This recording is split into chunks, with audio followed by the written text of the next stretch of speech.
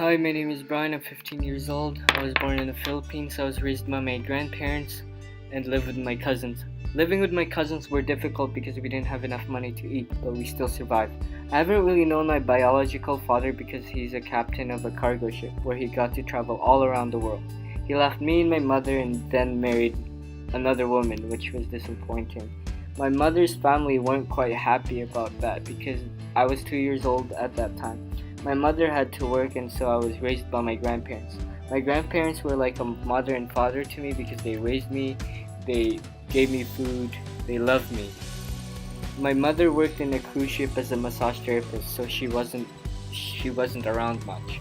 During her job, she met another man, my stepdad. They both got married 2 years later. They both moved in Vancouver and wanted me to live there with them. So I moved there. When I first lived in Vancouver, it was pretty cold and I was shivering because of culture shock. Ever since I lived in Vancouver, my life changed. I was very excited to see my stepdad because I never had a father. He is very loving and generous. He is none like other dads. Back in 2017, my family went on a vacation to visit the Philippines for 2 months. During the 2-month visit, I got to see my biological father and spend time with them and see his lifestyles, friends, family, and my cousins, and my brothers and sisters. I have now lived in Vancouver for about more than 6 years. During those years living in Vancouver, I was always with my family. And my friends. I play a lot of basketball, and we have full of laughter. Now I live in Fort Liard, Northwest Territories. We moved here because my mother couldn't work and she's always taking care of my brother.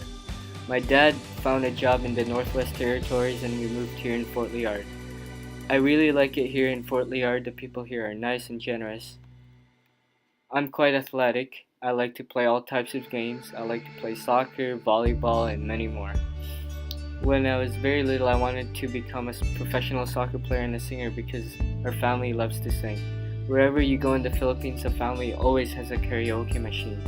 Now I don't know what I want to do in the future, but I do know that I'm doing alright. I'll probably have a family, but I haven't decided where I wanted to live. Living in a world where you can have access to everything is a miracle, but not all people can have everything. I am grateful for the experiences I've had and seen.